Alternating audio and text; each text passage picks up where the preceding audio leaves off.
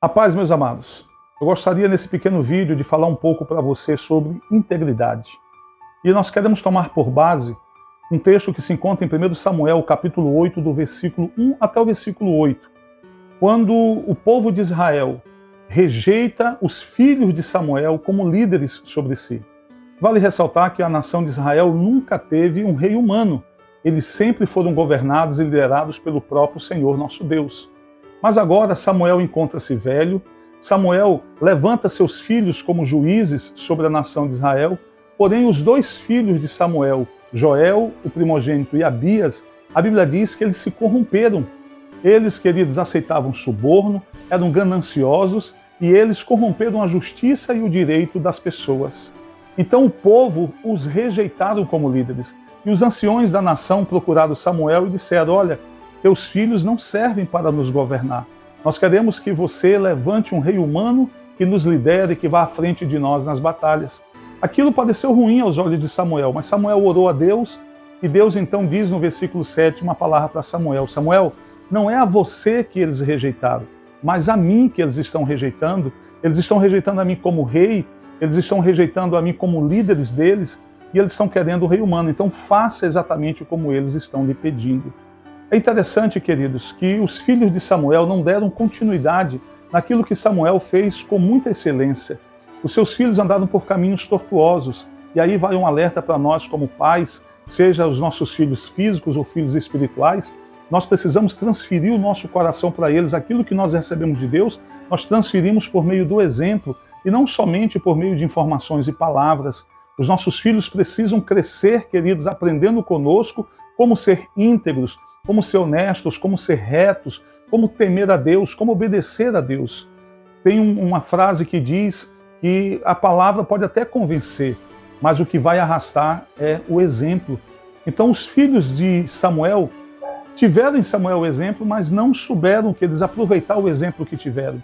Talvez Samuel possa aí ter se ocupado demais com o reino de Deus e esquecido até mesmo de preparar os seus filhos. Mas não é esse o caso que vem agora.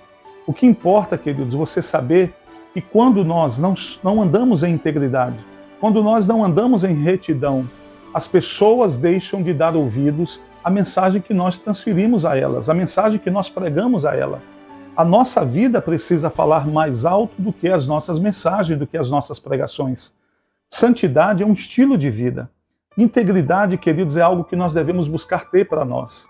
A integridade, basicamente, é você fazer o certo, mesmo quando ninguém está vendo. Aos olhos, longe dos olhos de todo mundo, você ainda faz o que é certo. Mesmo tendo a oportunidade de fazer o que é errado e não receber nenhum tipo de punição, ainda assim você escolhe fazer o que é certo. Isso é integridade. Josué, ele foi íntegro quando ele fez o acordo com os gibeonitas, mesmo sendo enganado pelos gibeonitas. Os gibeonitas falaram que moravam numa terra distante e vieram fazer um tratado de paz com Israel, para Israel não invadir, que eles estariam juntos, e Josué não consultou a Deus, fez aquele tratado, 3 dias depois descobriu que aquele povo vivia perto deles. Josué foi até eles. Quando chegou lá, a nação de Israel muitos de Israel queriam que eles matassem os gibeonitas, mas Josué foi íntegro. Ele disse: não, eu vou manter a minha palavra. Só que eles também vão receber uma punição por terem feito isso. A partir de hoje eles vão providenciar lenha e água para nós, mas nós vamos honrar a palavra que nós demos. Integridade, queridos, conforme o Salmo de número 15, se eu não me engano, no versículo 4, é você cumprir a palavra, você fazer o que é certo, mesmo que isso traga um certo tipo de prejuízo para você. Por isso, procure andar no caminho da integridade, procure andar no caminho da retidão. O Salmo de número 84, versículo 11, diz que o Senhor nosso Deus é sol e escudo, ele não negará bem algum para aqueles que andam na retidão. A Bíblia também diz nesse versículo 11 que ele dará graça e glória, e no final do versículo ele diz: não negará bem algum para aqueles que andam em retidão. A retidão é um estilo de vida que o cristão precisa buscar ter para si. Quando você anda retamente na presença de Deus, as bênçãos de Deus acompanham você, a proteção de Deus está sobre você. E mesmo quando uma coisa ruim acontece com você, você sabe que tudo aquilo está debaixo do propósito de Deus. Você não se desespera. Quem anda, queridos, em integridade, em retidão na presença de Deus, tem o favor de Deus a seu dispor.